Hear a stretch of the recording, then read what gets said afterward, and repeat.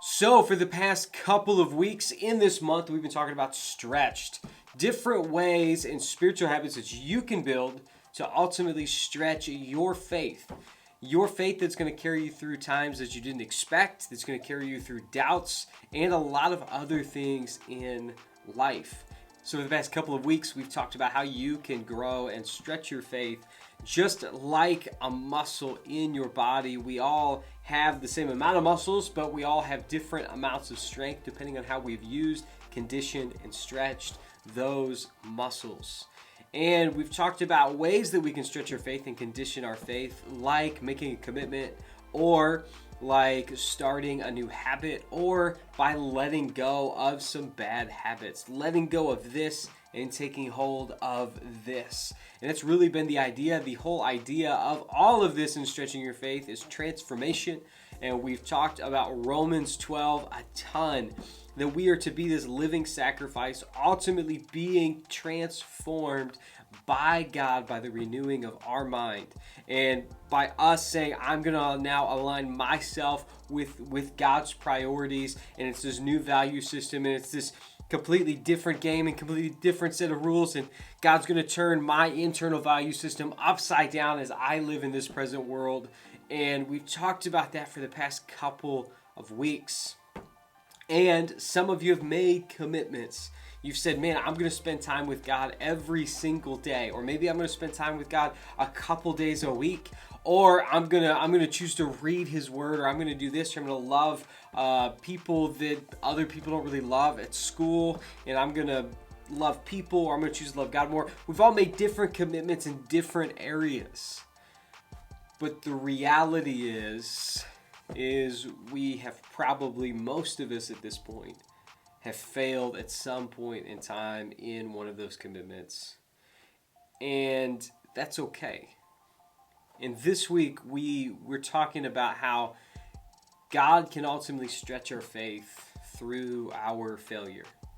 Through our failure, because if we're all honest, there will come a point in time when we're not as excited about the commitment that we made now as we once were. Or maybe we've lost focus a little bit, or maybe we think, I made a commitment 3 weeks ago to spend time with God every day, and I haven't actually spent any time with Him.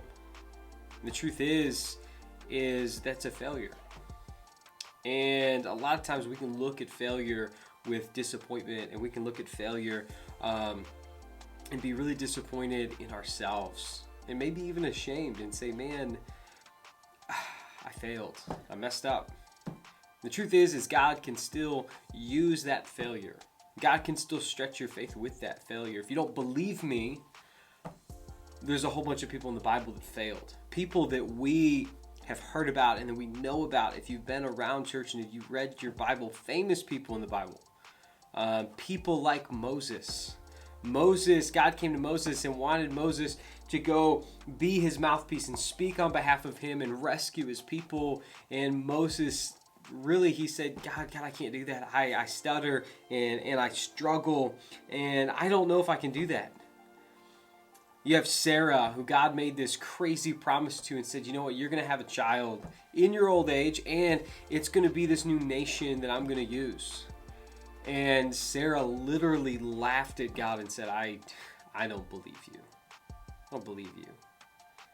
Then you've got David, this king that God used in a mighty way, was known as a man after God's own heart. He used his power and he leveraged his power for his own gain, manipulated a woman, and then ended up killing her husband.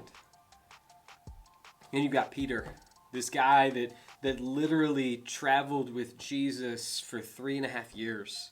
Literally traveled with Jesus. And at Jesus' moment in time when he was being taken captive to be crucified, Peter denied him, said, I don't know you.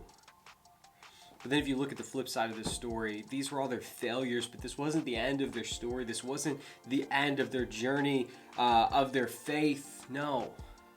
But in a lot of ways, this was either the middle or just the beginning.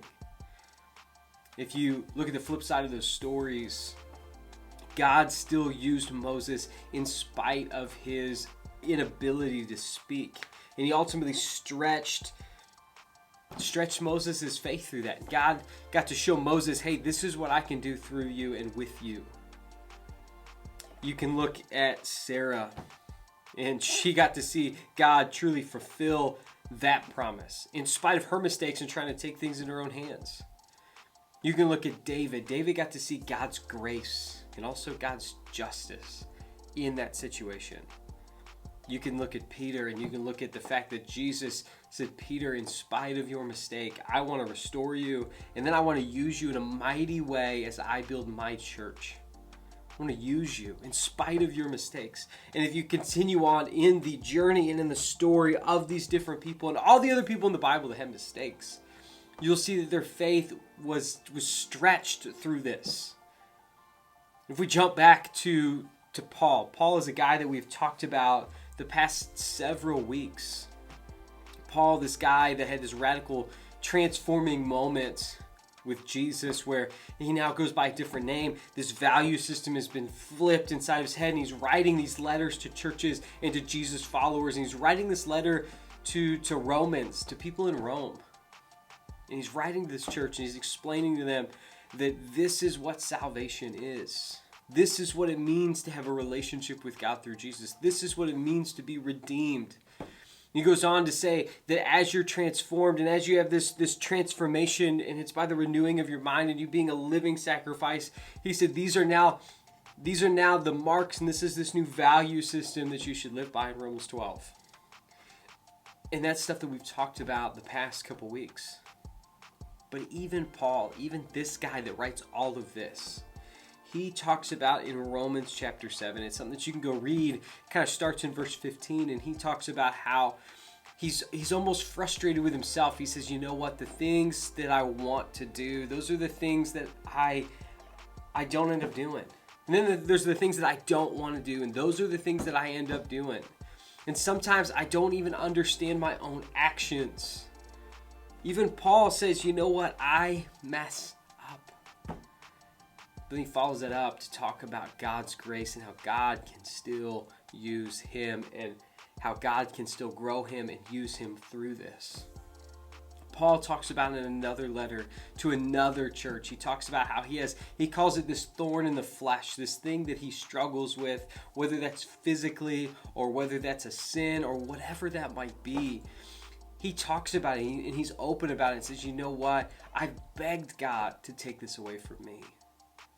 And it discourages me and it hinders me.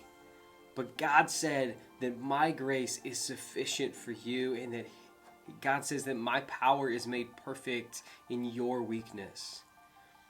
Guys, part of the problem is sometimes we get really good at playing the game, and we get really good at saying, I'm perfect. I don't make mistakes. I don't mess up. But the reality is if even Paul is willing to admit, I mess up, and the things that I want to do, I don't do, and the things that I don't want to do, those are the things I end up doing. If Paul messes up, then honestly, we mess up. And for us to allow our mistakes to help us grow our faith, we have to be honest with ourselves, we have to be honest with other people, and we have to be honest with God. Sometimes we get really good at fooling everybody else. But we forget. Sometimes I think we start to believe that God is fooled too, but God is not. God looks down and God says, I see your mistakes. God looks at me and says, Nate, I see your mistakes and I see your failures. Just be honest with me. And I want to work through you, and I want you to grow your faith and grow in your relationship with me so that I can use you in a great and mighty way. So the reality is that your failures are okay. But you got to be honest about them with yourself, with other people, with God. And then you have to get back up and you got to say, God, I need you.